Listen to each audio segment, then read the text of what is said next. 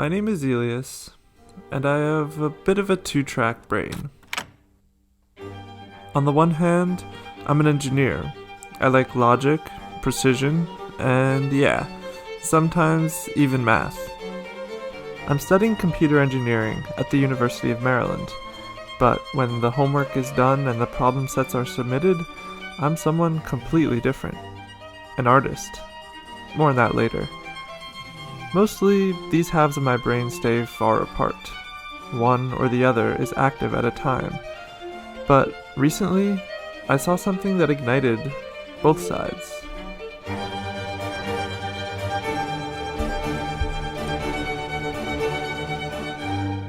It was a painting. Not made by a Renaissance master or a modern wannabe.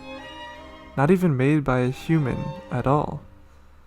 This painting was made by a computer, and it wasn't the only one.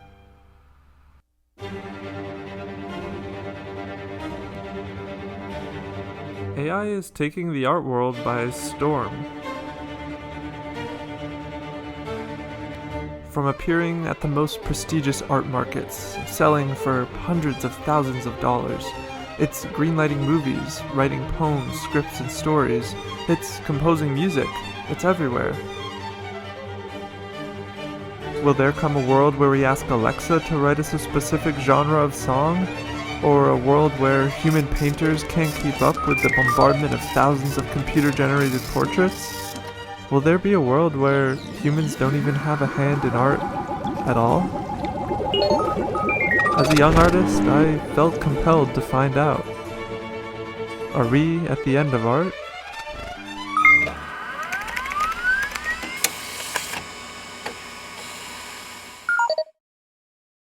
Alright, I got a bit wrapped up there. Let's zoom back out and start with the basics. My first question went something like this. Computers are like the left side of my brain, logical and scientific. How can they make something as beautiful and artistic as a Monet? Well, as you may know, images in a computer are made up of pixels. And when you look at a single pixel, it's made up of amounts of red, green, and blue. These amounts are numbers, from 0 to 255. With enough three-number pairs, computers quite literally distill every image in existence to a formula.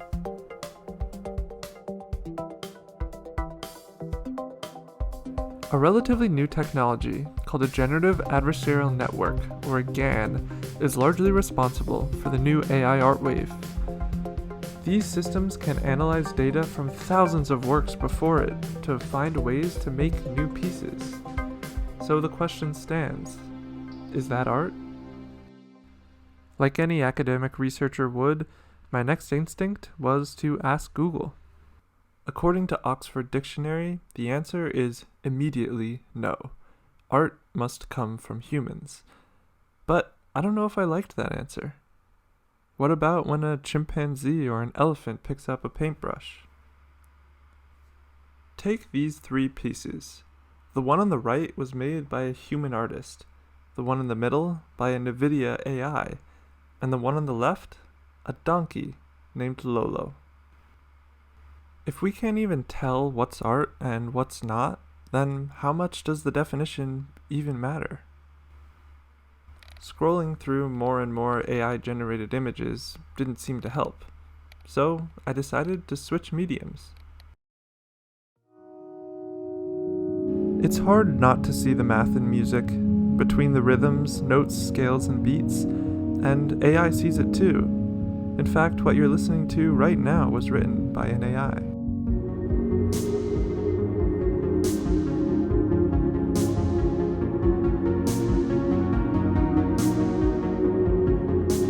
And it's not very limited, either.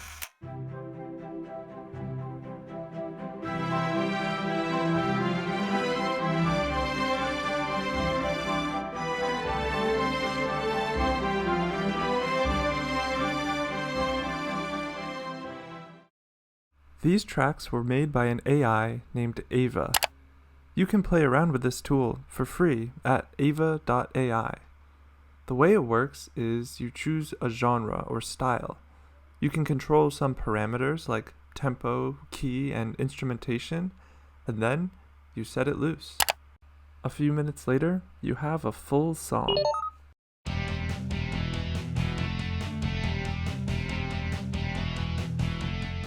But is that art?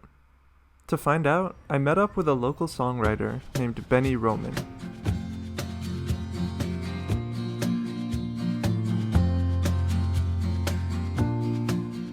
When people listen to Benny's songs, they don't listen for a 60 beats per minute pop song with guitar, piano, and drums.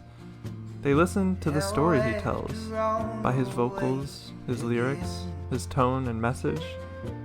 When we listen to Ed Sheeran or Bob Marley, something about these stories resonate with millions across the globe.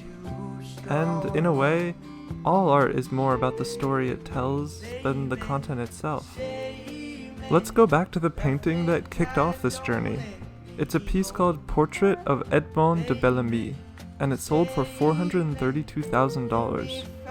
I think the reason this piece sold for so much was because it told a great story. It was the first major art auction of an AI piece. That great story resonated around the world, and even hooked me into learning more about it. But Ava, poor Ava, she never even had the chance to tell us her story. Because lyrics are words, and words are a whole different ballgame. Meet GPT-3, the latest and greatest in AI language. GPT-3 has been trained to do one thing, autocomplete text, and it's good at it. A researcher named Gwern Branwyn did research on AI-powered creative writing. In her experiment, she asked GPT-3 to tell her a story about the time the cat stole the sun. It responded like this. Once upon a time, the cat went to visit the sun. He hadn't seen the sun for quite some time. He told her to come out for a walk. The sun told him that she didn't want to. The sun was shy and didn't want to come out.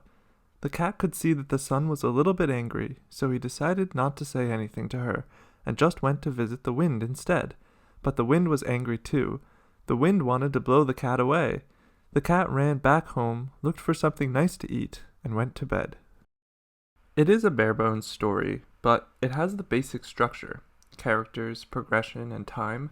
It's easy to see how after a few more years of development, these stories could be scaled up. And it's that kind of advancement that made me nervous in the first place. Here's a fun fact though. Did you know that when cameras were invented, they were hailed as the end of art? Because at the push of a button you could photograph what used to take hours to paint. But we didn't just point and shoot. We lit the frame.